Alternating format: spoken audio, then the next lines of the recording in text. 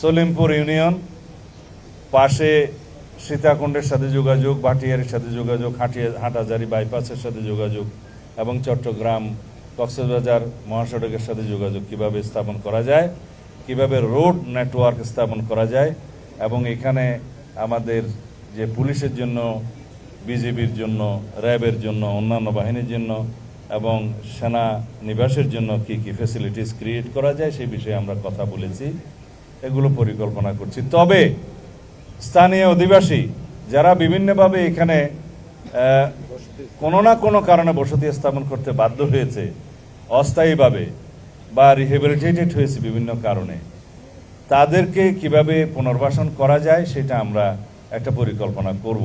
তাদের কাউকেই এখান থেকে আপাতত উচ্ছেদ করা হবে না। আমরা জনগণের সরকার, জনগণকে কমফর্ট দেওয়ার জন্য আমরা আমাদের সমস্ত পরিকল্পনা করব। সুতরাং কেউ যদি এখানে ভীতির সৃষ্টি করতে চায় যে উচ্ছেদ করা হবে ইত্যাদি করা হবে, তারা যেন প্রশাসনের সাথে আগেই যোগাযোগ করে।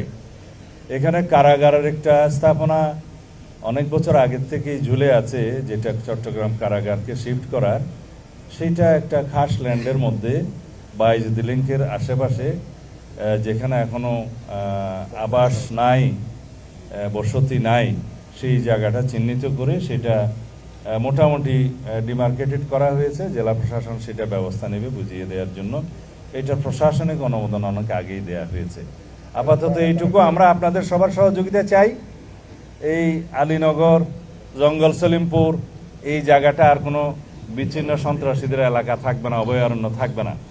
এর আশেপাশে দুইটা পাহাড় টিলা শ্রেণী আছে, একটা হচ্ছে বেতুয়া আর একটা চা বাগান। এই এরিয়াতেও সন্ত্রাসীদের আনাগোনা আছে বলে আমরা জানতে পেরেছি। এখান থেকেও তাদেরকে উচ্ছেদ করা হবে।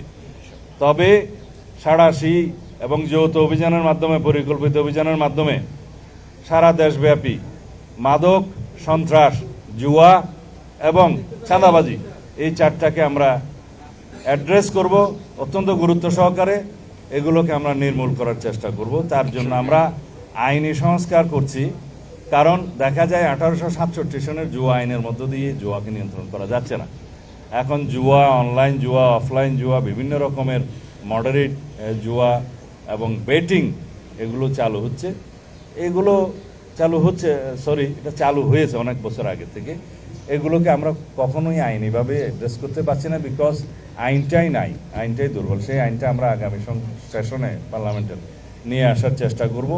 তাহলে আইনি কাঠামোগতভাবে এগুলোকে আমরা অ্যাড্রেস করব। একই সাথে মাদক নিয়ন্ত্রণ আইনে আমরা যাতে স্পেশাল ট্রাইব্যুনাল স্থাপন করতে পারি সেই সংশোধনীটাও আনব। এখানে হাজার হাজার মাদকের মামলা আছে যেগুলো পেন্ডিং হয়ে আছে বছরের পর বছর, সেগুলো নিষ্পত্তি হবে। এইভাবে আমরা আমাদের দেশকে বাঁচাতে পারি, যুব সমাজকে বাঁচাতে পারি। আর কিশোর গ্যাংয়ের যে উৎপাত হয়েছে সেটার জন্য আমরা কিছুটা আইনি সংস্কার আনতে হবে। যে কিশোর গ্যাং বলতে কত বয়স পর্যন্ত, তাদেরকে কিভাবে কি সুবিধা দেওয়া যায়। কারণ আইনের ফাঁকফোকর গলিয়ে কিশোরদের যে সুবিধা আছে, জুভেনাইল ডিলিনকুয়েন্সির যে সুবিধা আছে, সেটা তারা নিচ্ছে। এবং এই কিশোররা যারা কিশোর গ্যাংয়ে জড়িত, তারা ক্রমান্বয়ে ভয়ঙ্কর সন্ত্রাসীতে পরিণত হচ্ছে। সুতরাং এখানে আইনি সংস্কার দরকার আছে। এটা অনেক লম্বা আলাপ, এগুলো আপনারা দেখতে পাবেন। আমরা আইনের শাসন প্রতিষ্ঠা করব ইনশাআল্লাহ, জনগণকে সাথে নিয়ে, জনপ্রত্যাশা অনুযায়ী। ধন্যবাদ।